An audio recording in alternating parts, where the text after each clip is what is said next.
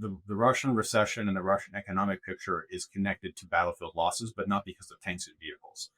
That's connected to personnel losses. So we've talked about this before, but the Russians have a fundamentally unsustainable way of how they generate forces.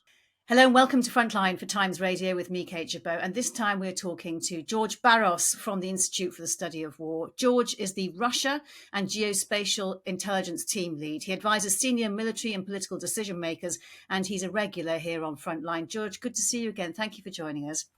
Thank you, Kate. It's good to be back. Yeah, George, Kyiv has just endured one of the largest aerial drone and missile assaults of the war, in which Odessa and Zaporizhia were also attacked. What can you tell us about the timing and how deadly this attack was? Absolutely. So the Russians really the past week have been significantly intensifying their nightly strikes against Ukraine across multiple Ukrainian cities, including major population centers and Western Ukraine. Western Ukraine's largely been unscathed for most of the war. This is the Russian response to the Ukrainian spiderweb operation from about 2.5 weeks ago, when the Ukrainians struck Russian strategic airfields in the deep rear in Siberia and the high Arctic. Um, the Russians have limited options for escalation in terms of vertical escalation, so they are intensifying their strikes. They are hitting more targets. The strike packages have much higher numbers of strike vehicles. I mean, they launched 300, 400 drones in some of these attacks, and it's significant escalation in those terms. I believe there's also a tactical additional reason why the Russians are attacking at this time specifically, which is the United States is currently preoccupied with the evolving and ongoing crisis in the Middle East with regards to the new war between Israel and Iran. And the United States intelligence and military capabilities are really focusing on that area. And so there have been some Russian military bloggers and nationalist thought leaders who have been advocating that actually the Russians should intensify their strikes, do more of it at this time, because the United States government, candidly, is not very good at advancing multiple challenges at the same time. We really have a lot of myopia. Politically, also, President Putin is trying to capitalize on this by positioning himself as a mediator. It has been roundly rejected by President Trump. What else are you looking out for in the way that he's going to take advantage of this situation at the moment? Well, in addition to that issue and his frankly ridiculous effort to position Russia as a neutral mediator, in Russia and Iran are formally allies. I believe what Putin would like to do is also try to create the impression that Russia is neutral. I mean, that is really the key thing here. There's very interesting happenings happening within the Russo-Israeli relationship. Russia and Israel have always had a very delicate and interesting relationship. There's, of course, many immigrants that are of Russian origin or Soviet origin that immigrated to Israel after the fall of the Soviet Union. And Israel and Russia have always had a very practical and close relationship, but that's been deteriorating in the recent years, and very, very recently, due to the Russian sinking in closer and falling closer with Iran, which is, of course, not an Israeli ally. And it was very interesting to see the reports from just a few days ago that the Israelis were sending the Ukrainians some Patriot other weapon systems. So this is a very interesting development in that regards. The other thing that we're interested about is how will the unfolding Israeli and possibly American strikes against Iran affect Russia's war machine against Ukraine. Russians, as we know, incorporate Iranian drones, the Shahed 136 and other Shahed variant model drones, in their nightly strike packages. In fact, Shahed drones constitute the lion's share of most of the strike vehicles. We talk about ballistic missiles and cruise missiles, but the main weapon system the Russians use are these Iranian drones. Now, the Russians manufacture domestically within Russia about 2,700 of these Iranian drones per month. Within Tartarstan, because the Iranians, through a technology exchange, allowed the Russians to manufacture them within Russia. That said, if I understand correctly, the engines or the motors for some of the components that go into these drones still are sourced from Iran. And so it's possible that the Israeli strikes that degrade Iran's defense industrial base, they might have some secondary or tertiary effects on the Russian production capability. but it might be on the margin. So to be determined. I mean, it is my hope that as the Iranians get bogged down and more of their infrastructure is degraded, that we will see a commensurate decrease in the number of these Russian drones that are used in nightly attacks. But so far, we've not seen that pattern. In fact, the pattern has been the Russians firing more every night. One of the things that's explored analysts about the Iran-Israel war is the speed at which Israel has gained air supremacy. Doesn't this give the Kremlin cause for concern? Because hasn't the Kremlin actually provided some of Iran's air defenses?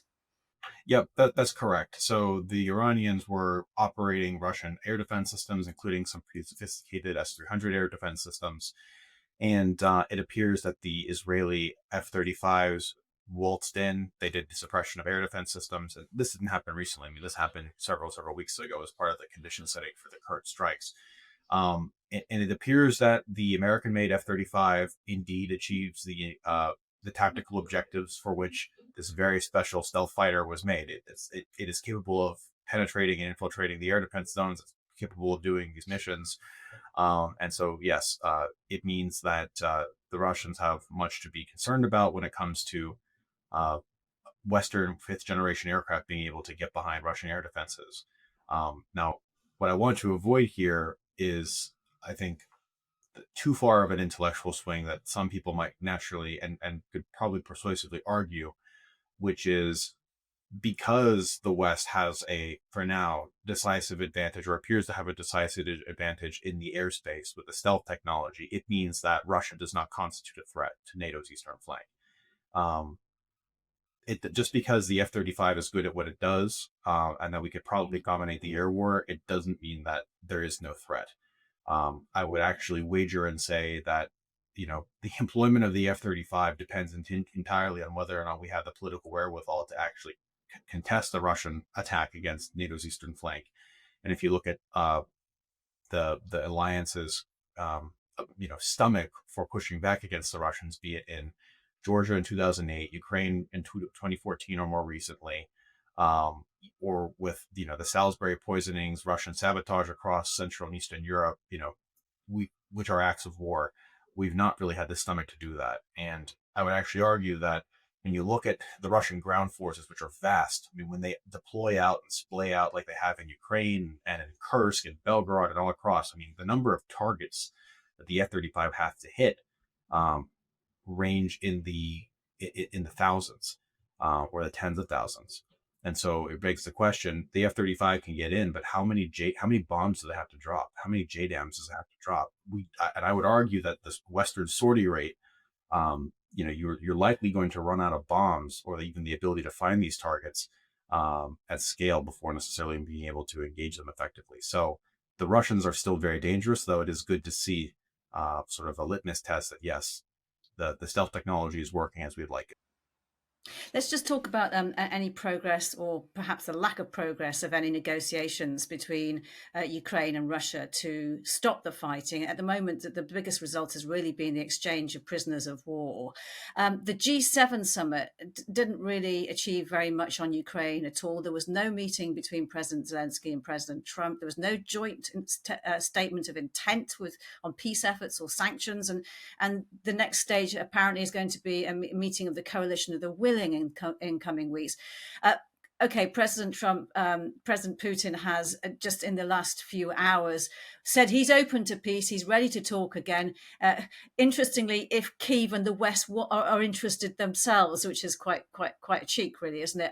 What do you think is going to be happening next? What do you take from all of this? And is there any hope for any progress? War is going to continue protracting on. This is not going to be resolved this year. We will have war into 2026. I expect we will likely also have war into 2027. But look, the Russian negotiating position and the Ukrainian negotiating position are too far apart from each other. And the Vice President of the United States, J.D. Vance, about 2-3 weeks ago, a little bit longer than 2 weeks ago, stated that the Russian position is too much. So even the White House, which has been very accommodating, this administration, which has been very accommodating, I think too accommodating of the Russian demands, has acknowledged that the Russian demands are too much. So we're at an impasse. These basic peace building measures and confidence building measures, like the prisoner exchanges, that's all wonderful and fine and dandy. But even throughout those basic confidence building measures, the Russians were actually trying to malign the Ukrainians as being spoilers of the peace, non cooperative partners, et cetera, et cetera. There was a series of complex information operations the Russians ran around these prisoner exchanges, claiming that the Ukrainians refused to show up, that the Ukrainians refused to accept and exchange the bodies of killed in action soldiers, and not just the live prisoners of war, and so on and so forth. And all those accusations were, of course, baseless. Um, so I think the war is going to continue. At the same time, the Russians have been continuing their offensive operations. They've been making more gains on the battlefield. And in fact, the geometry and the geography where Russian forces are operating is expanding. In the last 2 weeks, we now have Russian forces operating for the first time in southeastern Dnipropetrovsk Oblast. This is the oblast that is north of Zaporizhia and west of Donetsk, and they've crossed from the Donetsk Oblast border into Dnipropetrovsk. And of course, suffice it to say, Dnipropetrovsk is not one of the oblasts that the Kremlin has officially declared annexed. I mean, they officially demand Crimea plus 4 other regions, and this is not one of them. So I expect the war to continue. Putin has a very clearly articulated theory of victory. He believes that as long as he does not face substantial setbacks on the battlefield, that he can continue to make these grinding gains, and he can outlast the war of attrition if the West doesn't support. Now, I think Putin has disingenuously claimed that he is open to peace and open to talking at this time specifically, because I think he seeks to tactically capitalize on the current preoccupation with the Israel-Iran war. And I believe, it's my assessment that Putin thinks that, this administration would like to basically call a wrap on Ukraine, get done with it before we open up a new can of worms. But in reality, the war in Ukraine is long far from resolved. We can't have that luxury, really. If Putin is doing exactly that, what do you expect to see from him to continue encouraging Donald Trump to be distracted elsewhere and to take his eye off Ukraine? Look, I don't think there's a whole lot that Putin has to do to keep us distracted, because look, the world's a busy place. We have a very contentious domestic political environment in the United States now, where the issues vis-a-vis immigration and protests in Los Angeles and elsewhere. I see the Russians trying their best to try to connect those protests baselessly to what's happening in Ukraine. We have, of course, a new war in the Middle East. There's a lot going on, and it's very difficult for this administration, I think, in general, not this administration, it's not an indictment of this administration. American presidents are generally speaking quite poor at being able to focus and chew gum while you walk, essentially. And so, just in a busy, hectic, chaotic world that we currently live in, Putin is trying to basically find what sticks and create the appeal of, hey, we can have a simple, easy end to the war in Ukraine. I'm open to talking, yada yada. But really, if you look at the Russian set of demands, they're quite inflexible. And if Putin really wanted to negotiate, then he would offer concessions. But his bare minimum negotiation position is still surrender 4 territories. And the maximalist demands seem to increase by the day, don't they? Because the latest by the deputy foreign minister is that Ukraine should destroy all its Western weaponry. What's going on there? Exactly. So the Kremlin has a very clearly articulated set of demands, and the demands is honestly really underreported and not well covered in Western media, because these are usually done in the Russian language. But the demands are not just about Ukraine and the 4 regions. It is about those, but there's more criteria. It includes Ukraine being permanently politically neutral, so not joining the European security or political architecture.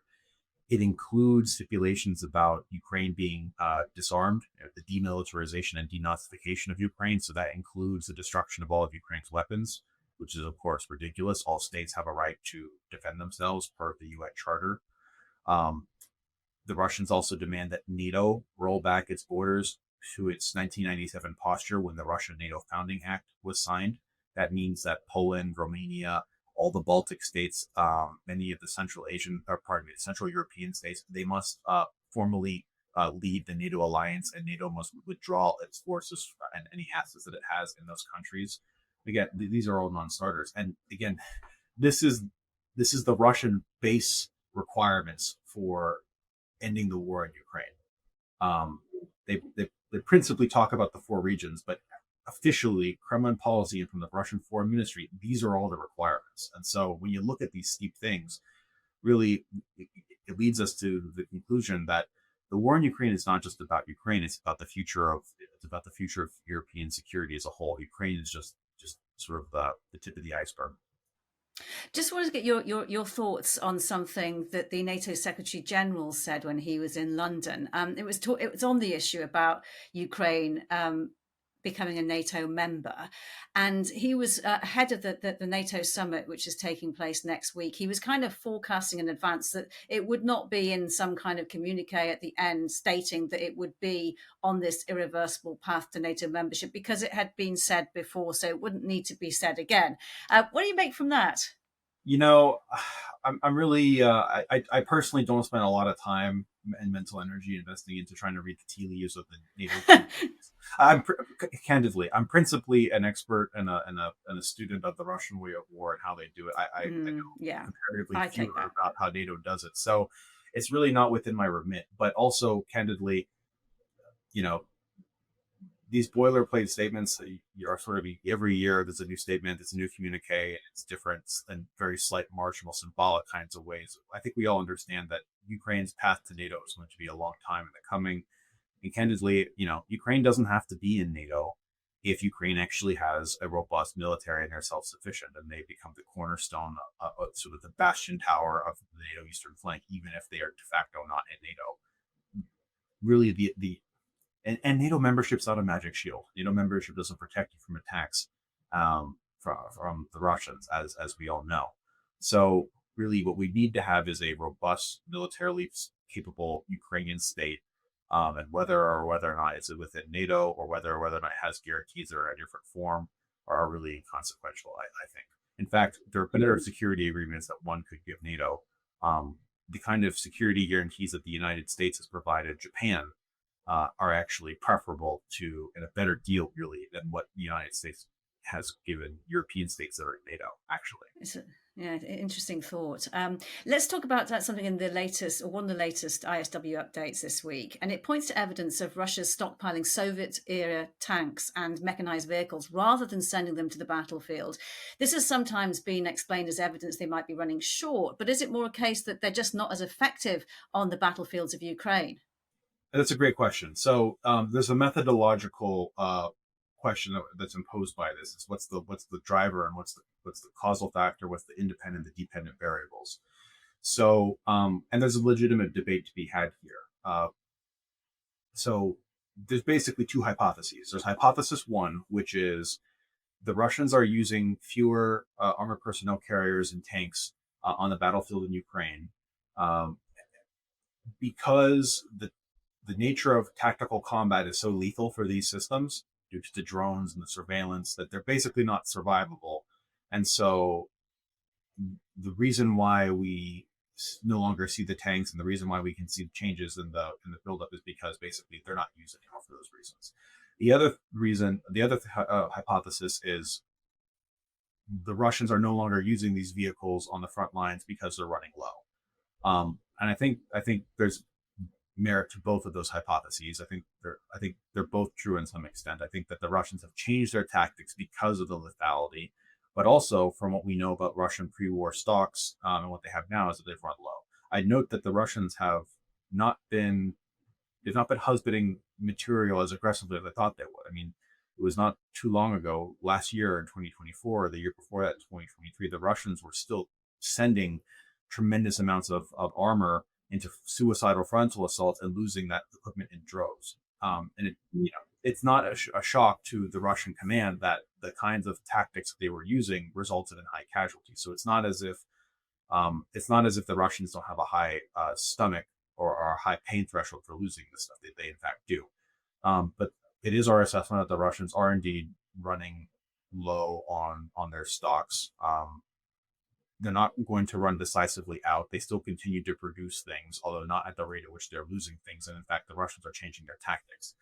The Russians are also trying to balance the other objective of force reconstitution. And the Russians are saving some of their newly manufactured material and vehicles and positioning those along NATO's eastern flank, around the Baltic states, around Finland, And it's sort of the competing objectives of how do we continue maintaining gains in the battlefield in Ukraine, and how do we also reconstitute our force. The Russians are showing some more complex planning where they're trying to achieve both of these things at the same time, in part by building the force, but also innovating and using new military tactics. Tactics that rely less on armored vehicles, but more on buggies, and ATVs, and motorcycles. And we can joke and laugh about those attacks. But they're dangerous tactics. They continue to make gains on the ground nonetheless, but at a very high human cost, of course. So yes, they're running low. Yes, the finite supply of the pre-war stocks are getting lower. Yes, they're on track to face very difficult problems. We should continue to attrit the Russians. No, the Russians are likely not going to hit some critical point where they run completely out. They're going to hit a point where they are going to run low, and they'll have to make very difficult decisions about prioritizing the force reconstitution versus what they send in Ukraine. I would like to push the Russians to the place where they do have to make that difficult decision about, do they sacrifice reconstitution at the expense of running stuff in Ukraine? And all the analysis suggests that the Russians are going to be hitting that critically low point where they have to make and grapple with those decisions sometime in the next, late 2025, early 2026, assuming the tempo remains the same. And is that exactly what you're talking about when we hear that the Russian economy minister is saying that Russia's on the verge of a transition to recession and the next step will be decisive?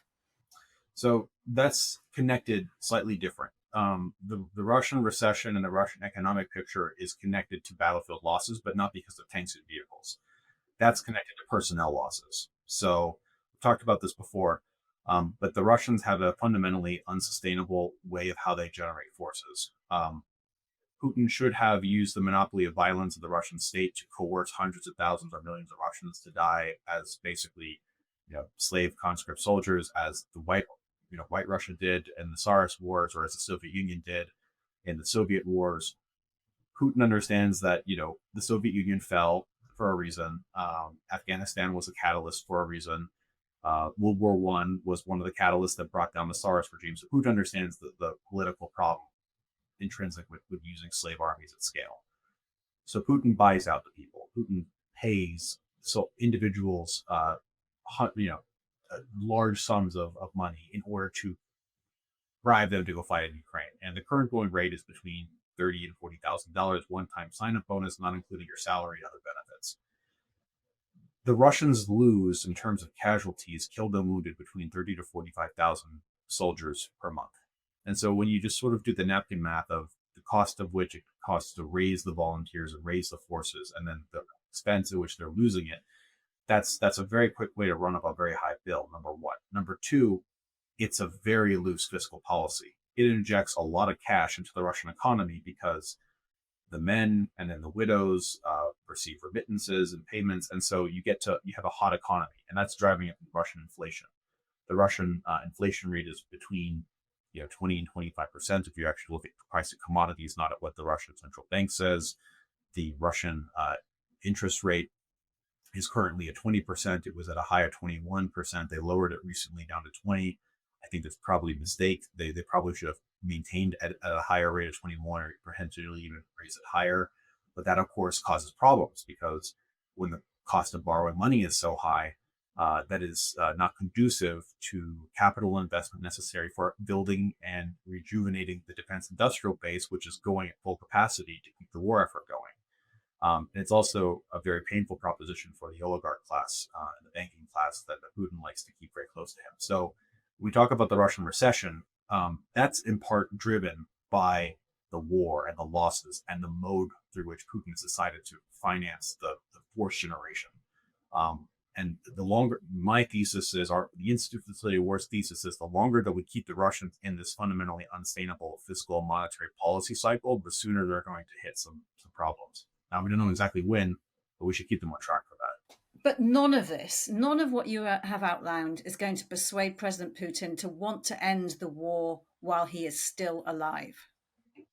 That's correct. Putin has no really good options, because if he continues the war, he's going to hit these issues. But if he ends the war, then that also causes problems too, because then all of a sudden he has to find employment for all these soldiers. It means that he has to do massive economic restructuring to fundamentally change all of the people that are now working in a inflated and very large defense industry sector, and then retool them somehow and get them into civilian jobs. It means that he's also going to have to fight inflationary pressures that have sprung up over the last 3 years as well. So Putin's really in this sort of damned if I do, damned if I don't position. And the most comfortable thing is to just sort of keep on track, muddle through, try to make gains, try to twist the levers and find balances. But he really wants a sanctions relief. And he actually benefits from the Iran-Israel war because that's pushed up the price of international oil. The Brent futures price has went up from around $60 a barrel to around, I believe, as of the other day, it was around 70. That's quite good. I mean, the Europeans were hoping to try to put in a price cap at $45 a barrel. That would have been excellent, but currently, due to the global market trends, because of the war in the Middle East, it's gone up. So that actually could give Putin a lifeline and actually help him recoup some cash that he needs very badly. So, that's sort of a negative effect, or rather a positive effect for Putin, a negative effect for Ukraine and the West vis-a-vis the Israel war. So the Iran-Israel war providing a short-term lifeline for Putin's war on Ukraine. What do you think the long-term consequences might be, though? Well, if the price of oil remains high, that's going to be bad because that's going to be a significant amount of income that's going to give Putin the ability to continue financing the war effort. It'll make the system of force generation more sustainable in the long term. So that's really not a good thing. Now, if the Europeans and other countries put down the price caps, and they're only willing to buy it at $45 a barrel, that could be positive, that can help. But as long as China continues purchasing oil at scale, as long as India keeps purchasing oil at scale, the Russians might be able to offset lower European and potentially American transaction prices with more volume from the global South and China. So to be determined, we'll see. But I don't like how it goes. What about a weakened Iran as a client of Russia off the back of Russia losing Syria as a client? So that would be a bad thing because Iran and Russia, they don't, it's interesting. They have very specific and different political goals in their respective theaters.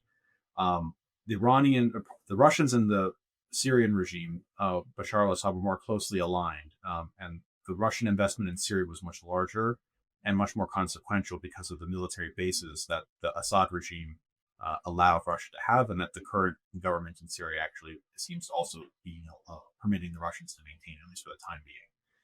There are no Russian bases, to my knowledge, in Iran, for example, but nonetheless, Russia needs Iran as a partner. The drones are instrumental. In Iran, like Russia, like China, they seek to overthrow the liberal democratic world order that was created after the end of World War II. They are fundamentally both revisionist states, and they want to oversee the overthrow of the United States and its allies as basically being the managers of this whole order. And so in that regards, they're aligned. Now, losing an ally like Iran would be a massive blow to the Russians, because then it would be the Russians basically by themselves with the Chinese, with the North Koreans, and the variety of other rogue states like the Venezuelans, the Cubans, and so on and so forth. So Iran's a massive player in this, and the Russians would like to see their desired multipolar order world that are dominated by the likes of Iran and China to flourish, not for it to shrink. You're recently back from Ukraine yourself on a kind of fact-finding mission. What did you try to achieve there, and what did you take away from it? Yeah, so I was in Ukraine in May, and that was to meet with some officials, meet with some military units and commanders, and learn more about the current nature of the battle, learn about Ukrainian technological developments, innovation at the tactical level.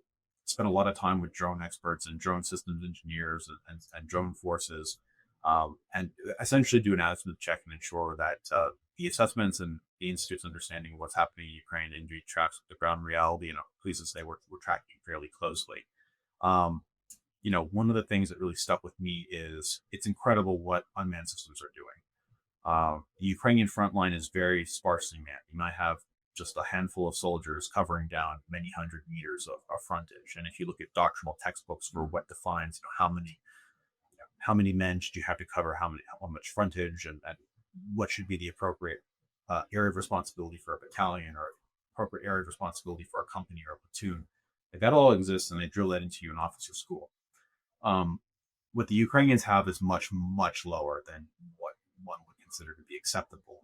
All the same, it's a positional warfare. The Russians are only making tactical gains. There is no prospect for Russian operational breakthroughs. They make gains that, build up over time, but they're advancing at the rate of, several hundred meters here, several hundred meters there, a village here, a village there, fields here, fields there. And the reason why the Ukrainians are able to pull this off is because it's a wall of drones that are holding the line. We don't really talk about Ukrainian shell hunger anymore, 155 millimeter artillery, because the drones have offset the use of artillery as the main means of interdicting and slowing down adversary forces or hitting them at range. Artillery is basically used now as the system that you use when the weather is bad and you can't use drones. So if it's very windy, or if there's a lot of rain or bad visibility, that's when you pull out the artillery, because artillery shells are agnostic to the weather. However, you can't fly an electronic drone if it's raining really hard. So, artillery still plays a place, but it's just so fascinating that the paradigms of what we consider to be normal in war continue to evolve and continue to change in Ukraine. And what the Ukrainians can pull off, despite having a much weaker conventional hand with their innovation, is just astounding. And just finally, George, what are you expecting to see, or what are you looking for to inform you on the battlefields throughout the summer? So the main thing that we're watching is the Russian offensive campaign season for summer 2025, which is underway right now. It's our assessment that the Russians are currently setting conditions for a pitched battle against the operationally significant city of Konstantinivka. On the map, this is just west of Chasiv Yar, just northwest of Toretsk. The Russians appear to be redeploying forces there. They seem to want to seize this city this year. It's unclear to me if they'll be successful in that endeavor, but that's what their main effort is going to be. Now, interestingly, there's also a simultaneous Russian offensive that's been ongoing since spring in Sumy, in northeastern Ukraine. The Russian counteroffensive in Kursk metastasized and snowballed into what is now a full-blown offensive in Sumy. Now, this is interesting from a campaign design perspective, because the Russian theater command has not been particularly successful at conducting multiple axes of advance, really since 2022. What the Russian theater command did the last 2-3 years have really done is they'll focus on one area of the front line where to invest all of their bandwidth, all their brain power, most of their resources to try to make those decisive gains. Yes, they continue to attack around the entire length of the theater, but really, they pick one decisive area, and that's where they put the brunt of their push. So seeing a bifurcation of efforts and seeing a force grouping of about 50 to 60,000 forces operating in the vicinity of Sumy. There's reportedly about 125 Russian forces on the opposite side of the international border of Sumy, also in Belgorod. That group for working there, while there's also the main effort, the assessment effort in Konstantinivka, that's very interesting. One of the big questions for me will be, will the Russian theater command deprioritize Sumy in order to reinforce Konstantinivka, or will they attempt to try to have gains in both while potentially not, condemning both to being less effective than if they were to go into one? So that'll be one of the questions for us moving forward as we continue to study the campaign for the summer season. Good to talk to you as ever. George, thank you so much. Thank you, Kate. Always a pleasure. You've been watching Frontline for Times Radio. If you'd like to know more about the war in Ukraine, you can subscribe and sign up for a membership. You can also get more analysis by listening to Times Radio or read thetimes.com. But for now, thank you for watching. Bye-bye.